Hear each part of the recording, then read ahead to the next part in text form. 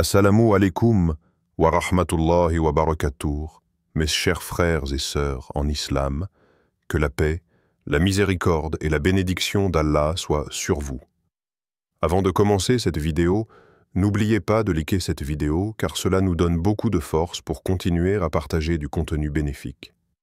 Et je vous invite à vous abonner à notre chaîne et d'activer la cloche de notification pour rester informé de nos prochaines publications sur la foi islamique.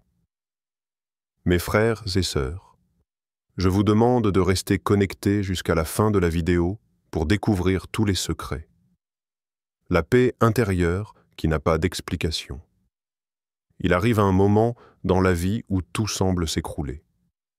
Les murs que tu pensais solides tremblent. Les soutiens sur lesquels tu te reposais disparaissent. Tu ne sais plus où aller, tu ne comprends plus ce que tu ressens. Et pourtant, dans ce tumulte, il y a quelque chose d'inattendu, presque incompréhensible. Ton cœur ne cède pas. Il tient, il respire. Il reste calme, comme si quelque chose de plus grand veillait en silence. Cette paix intérieure qui t'envahit au milieu de la tempête n'est pas ordinaire. Elle n'est pas le fruit d'un effort personnel, ni le résultat d'un conseil humain. Elle vient d'ailleurs, elle vient d'Allah. Quand Allah décide de guider un être humain, il commence souvent par ce que l'on ne voit pas. Il ne change pas d'abord les choses autour de toi. Non. Il commence par transformer ton intérieur. Il travaille ton cœur, tes pensées, ton ressenti. C'est dans ce silence intérieur qu'il t'envoie le premier signe, la paix qui dépasse toute logique. Tu aurais toutes les raisons de paniquer, mais tu ressens de la stabilité. Tu ne comprends pas pourquoi tu n'es pas en train de t'effondrer. Et cette tranquillité, c'est justement un indice clair. Allah est en train de te diriger doucement, lentement, mais sûrement. Dans le Coran, Allah utilise un mot magnifique pour désigner cette paix. As-Sakina, la tranquillité spirituelle. C'est une paix divine qu'Allah déverse dans les cœurs qu'il choisit. Ce mot n'est pas simplement une absence de stress ou d'angoisse, c'est une lumière intérieure, un calme profond, un apaisement que aucune circonstance extérieure ne peut éteindre. Allah dit dans le Coran, dans la sourate At-Tawbah, Daf 26, « Puis Allah fit descendre sa sakina, sa quiétude, sur son messager et sur les croyants. » Le prophète Mohammed, paix sur lui et ses compagnons, vivait des situations extrêmement difficiles. Des guerres, des trahisons, des moments de solitude et de peur. Et pourtant, au cœur même de ces épreuves, Allah faisait descendre cette sakina, cette paix divine, sur eux. Pourquoi? Parce que c'est le signe le plus pur de sa présence et de sa direction. Quand tu ressens cette paix, dans un moment où tu ne devrais ressentir que douleur, c'est que tu n'es pas seul. Allah est en train de t'accompagner. Il te montre qu'il est là, qu'il te tient, même si rien d'extérieur ne semble avoir changé, et c'est là que commence la vraie guidance. Trop souvent, on croit qu'être guidé par Allah signifie avoir tout ce qu'on veut, ou ne rencontrer aucun obstacle. Mais en vérité, la guidance d'Allah ne se mesure pas par les résultats extérieurs. Elle se mesure par l'état de ton cœur au milieu des épreuves.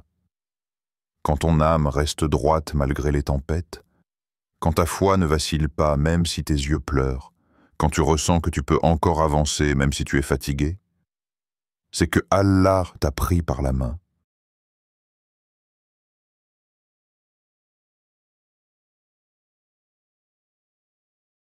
Et ce sentiment ne peut pas être produit artificiellement.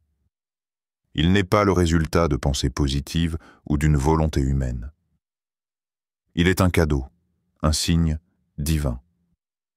Il arrive parfois que tu ressentes une envie soudaine de te rapprocher de ton Créateur. Tu veux prier plus, tu ressens le besoin de parler à Allah dans la solitude, de lire le Coran avec le cœur. Tu ressens une paix immédiate dès que tu fais un dhikr, dès que tu dis « Astaghfirullah » ou simplement quand tu pleures devant Allah. C'est un autre signe. Cette inclination du cœur vers le rappel d'Allah, ce retour soudain à la spiritualité, ce soulagement intérieur, ce sont des messages silencieux, des signes que ton âme est appelée, que ton chemin est réorienté. Et le plus incroyable, c'est que cette paix devient contagieuse. Les gens autour de toi commencent à remarquer ta stabilité. Ils ne comprennent pas comment tu restes fort. Et c'est à ce moment-là que tu deviens non seulement quelqu'un de guidé, mais aussi quelqu'un qui guide par son exemple.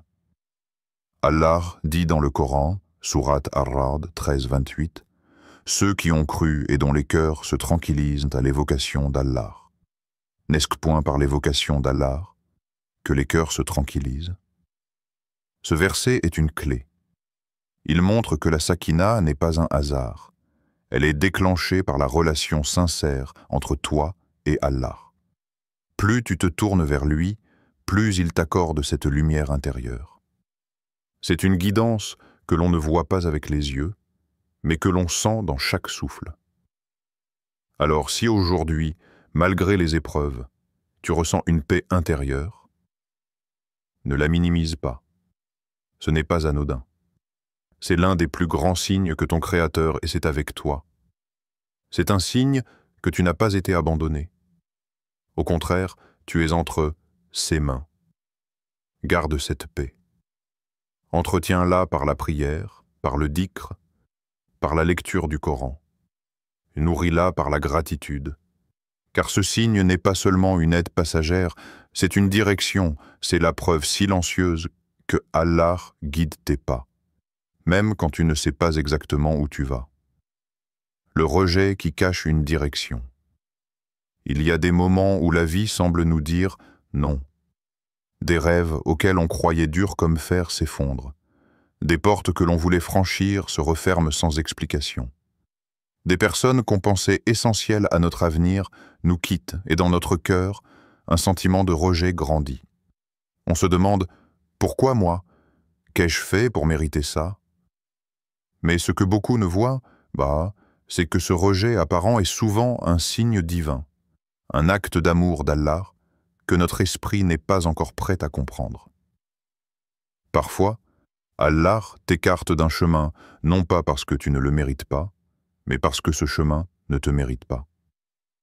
Ou pire, il t'aurait blessé, détruit ou éloigné de ta foi. La plupart des gens pensent que la guidance d'Allah est une ligne droite, sans échec ni détour. Mais la vérité, c'est que la guidance passe souvent par les détours douloureux. Ce n'est pas toujours en te donnant ce que tu veux qu'Allah te guide. C'est parfois en te l'enlevant. Souviens-toi de cette règle. La privation est parfois la protection. Tu voulais ce travail, mais tu n'as pas été retenu. Ce n'était pas un hasard. Peut-être qu'Allah a vu que cet emploi allait t'éloigner de lui, t'user moralement ou te faire sombrer dans l'arrogance. Tu voulais épouser cette personne, mais tout s'est bloqué. Et si ce cœur que tu convoitais t'aurait brisé de l'intérieur? Tu voulais déménager, voyager, investir. Mais la vie t'a résisté. Et si Allah t'avait évité un désastre en silence? Ce que toi tu vois comme une perte, Allah le voit comme une direction. Allah nous le dit clairement dans la sourate Al-Baqarah 2:216. Il se peut que vous détestiez une chose alors qu'elle est un bien pour vous. Et il se peut que vous aimiez une chose alors qu'elle est un mal pour vous. Allah sait, tandis que vous ne savez pas. Ce verset est d'une profondeur immense. Il te rappelle que ta vision est limitée, alors que celle d'Allah est parfaite. Ce que tu interprètes comme un échec est peut-être une bénédiction qui ne se révélera que plus tard. Ce que tu appelles un retard est peut-être un timing divin parfaitement ajusté. Regarde le prophète Youssouf, paix sur lui. Jeté dans un puits par ses propres frères, vendu comme esclave, emprisonné injustement. On pourrait croire à une série de rejets terribles, mais en réalité, chacun de ces événements était un repositionnement par la main d'Allah pour le conduire vers son destin. Devenir ministre en Égypte, sauver des milliers de personnes de la famine et retrouver sa famille dans l'honneur, tu vois. Les détours ne sont pas des erreurs. Ce sont des routes cachées que seul Allah connaît. Parfois, tu pries avec insistance pour quelque chose, tu pleures même. Et malgré ta sincérité, rien ne change. C'est frustrant. Tu te sens ignoré, mais si tu savais ce qu'Allah te protège en te disant non, tu tomberais en prosternation, non pas de douleur, mais de gratitude. Allah dit dans le Coran, sourate Ash-Shura, 42-27, « Et si Allah attribuait ses dons avec largesse à tous ses serviteurs, ils se rebelleraient sûrement sur la terre. Mais il fait descendre avec mesure ce qu'il veut. Cela veut dire qu'Allah donne et reprend avec sagesse et équilibre. Il connaît ton cœur mieux que toi-même. Il sait ce que tu es prêt à recevoir et ce qui pourrait te détruire, même si toi tu ne le vois pas encore. Alors la prochaine fois que la vie te dit non, ne pleure pas trop longtemps.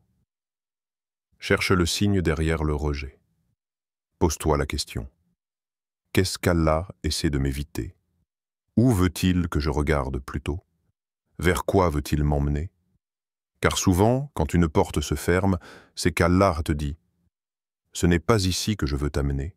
J'ai mieux, j'ai plus haut, j'ai plus pur. » Mais pour y arriver, tu dois faire confiance, même quand tu ne comprends pas, même quand ton cœur est brisé, même quand tu doutes.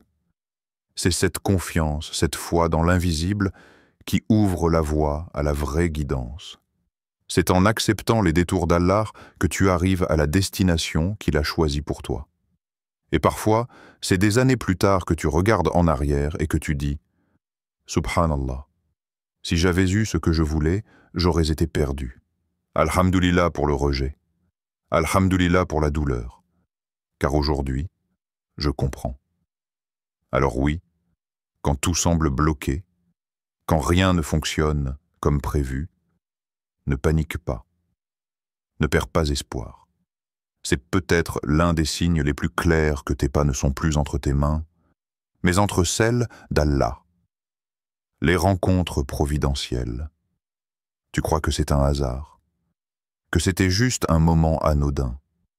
Tu penses que cette personne est entrée dans ta vie par pure coïncidence. Pourtant, derrière ce simple échange, cette invitation, ce message inattendu, il y avait un plan. Pas le tien, mais celui d'Allah. Quand Allah veut te guider, il place sur ton chemin des gens que tu ne cherchais pas, que tu ne connaissais pas, mais qui ont en eux une lumière, un mot, une action, capable d'ouvrir en toi une nouvelle compréhension. Tu étais peut-être perdu dans tes pensées, à la recherche de réponses. Et voilà que quelqu'un t'offre une parole qui résonne étrangement juste. Tu ne lui avais rien demandé, mais il te dit exactement ce que tu avais besoin d'entendre. C'est là qu'il faut ouvrir les yeux. Allah est en train de te parler à travers ses créatures. Le prophète Mohammed, paix et bénédiction sur lui, a dit dans un hadith rapporté par Al-Bukhari, « Les âmes sont comme des soldats enrôlés. Celles qui se reconnaissent s'unissent, et celles qui ne se reconnaissent pas se séparent. Ce hadith nous rappelle que certaines personnes sont envoyées dans nos vies avec une mission bien précise. Elles nous reconnaissent spirituellement, même sans nous connaître personnellement. Leurs mots tombent au bon moment. Leur présence réveille quelque chose en nous. Parmi les signes clairs que ton chemin est dirigé par Allah, il y a donc cette rencontre inattendue qui change ta perspective, ton cœur ou ta vie. Tu étais peut-être en train de t'éloigner de la prière, et soudain tu rencontres quelqu'un qui te parle de la douceur du soujoud. Tu traversais une période de confusion, et tu entends un frère ou une sœur partager une histoire qui répond exactement à ton dilemme. Ce n'est pas du hasard.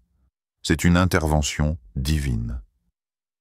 Allah dit dans le Coran, dans la sourate Al-Furqan 25-20, Et nous avons fait de certains d'entre vous une épreuve pour d'autres.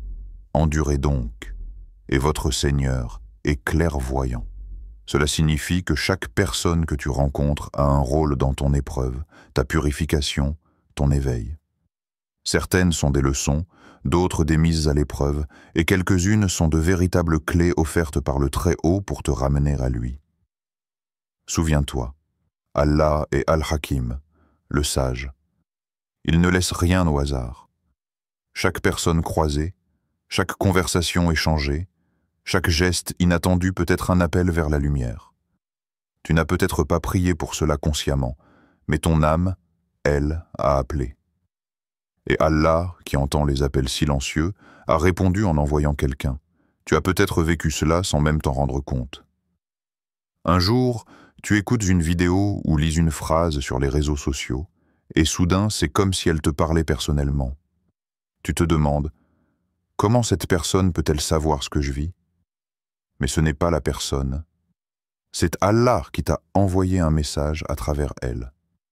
Et parfois, la guidance arrive par ceux qu'on néglige ou qu'on méprise. Une parole d'un inconnu dans la rue. Un sourire d'un enfant. Un rappel d'une personne discrète. Car Allah choisit ses messagers parmi ses serviteurs, grands ou petits aux yeux des hommes, mais précieux à ses yeux à lui.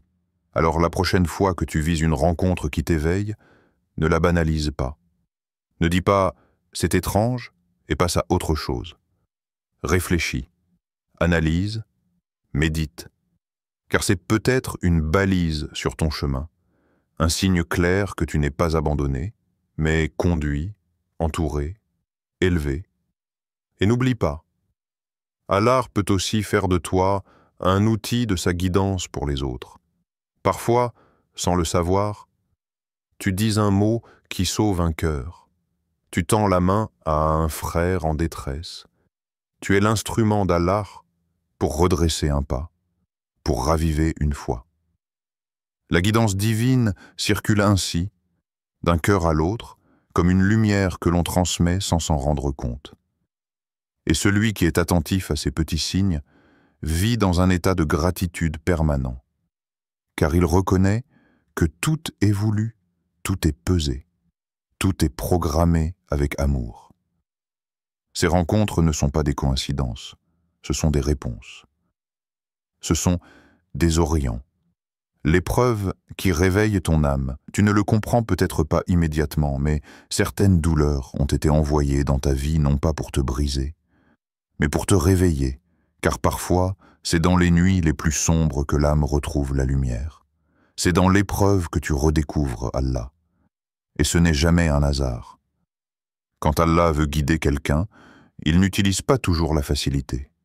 Il ne déroule pas forcément un tapis rouge. Parfois, il t'enlève ce à quoi tu t'accrochais. Il fait tomber ce sur quoi tu te reposais. Il te coupe de tout ce qui t'endormait pour que tu n'aies plus que lui. L'un des signes les plus puissants de la guidance divine, c'est cette douleur qui t'a fait plier les genoux, qui t'a fait pleurer seul dans ta chambre et qui t'a poussé à dire sincèrement « Ya Allah, je ne peux plus sans toi ». Cette invocation, cette larme, cette prosternation, elle n'aurait peut-être jamais existé sans cette épreuve. Et c'est là qu'on comprend. L'épreuve était un appel, une miséricorde déguisée. Allah dit dans le Coran, sourate As-Sajda 32-21, « Nous leur ferons sûrement goûter au châtiment inférieur, ici-bas, avant le grand châtiment, de l'au-delà, afin qu'ils reviennent. » Ce verset est d'une douceur cachée. Il montre que les douleurs d'ici-bas sont parfois des rappels. Pas pour te punir, mais pour te ramener. Pour te faire revenir à Allah avant qu'il ne soit trop tard. Allah utilise les douleurs passagères pour t'éviter des conséquences éternelles. Et toi, tu croyais que c'était un mal? Non. C'était un réveil. Tu étais peut-être trop distrait, trop occupé à courir après ce monde. Ton cœur s'était éloigné. Et Allah t'a rappelé par une épreuve. Pas pour te punir, mais pour t'aimer autrement. Car parfois, le silence d'Allah n'est pas un abandon. C'est un appel. Tu as peut-être remarqué que certaines difficultés t'ont rendu plus fort spirituellement. Avant cette perte, tu ne priais presque plus. Après, tu es revenu à la mosquée. Avant ce chagrin, tu n'invoquais Allah que rarement. Après, ton cœur s'est accroché à lui tous les jours. Avant cette trahison, tu faisais confiance aux gens plus qu'à ton Créateur. Après, tu as appris à ne dépendre que d'Allah. Ce changement intérieur, cette transformation, cette élévation, c'est la preuve que l'épreuve était une direction, ce n'était pas une fin, c'était un commencement. Regarde l'histoire du prophète Ayoub, paix sur lui. Il a tout perdu, sa santé, ses enfants, sa richesse. Mais à aucun moment, il n'a douté de son Seigneur. Il n'a cessé de dire « Ô mon Seigneur, le mal m'a touché, et tu es le plus miséricordieux des miséricordieux. » Sourate Al-Anbiya, 21-83. Et à travers cette patience, cette soumission, Allah lui a rendu bien plus qu'il n'avait perdu. Parce que ce n'était pas une punition, mais une élévation. Quand tu commences à comprendre que l'épreuve que tu vis t'a rendu meilleur, plus proche d'Allah, plus humble, plus reconnaissant, alors sache que tu es en train d'être guidé.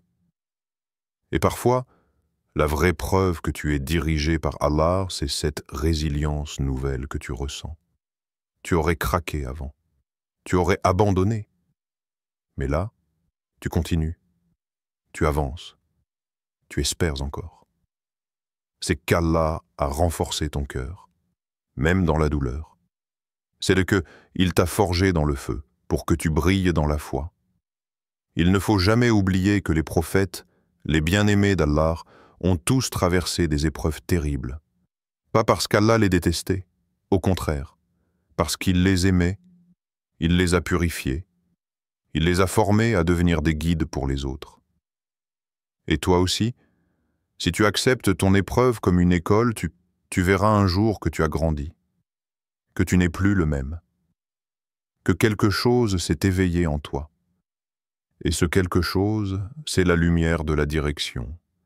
Si aujourd'hui, malgré la douleur, tu ressens que ton lien avec Allah est plus solide, si malgré les larmes, tu continues à prier, à invoquer, à espérer, si même dans la confusion, tu te refuses à abandonner ta foi, alors tu n'es pas seul, tu es guidé, et cette épreuve n'a pas été une chute.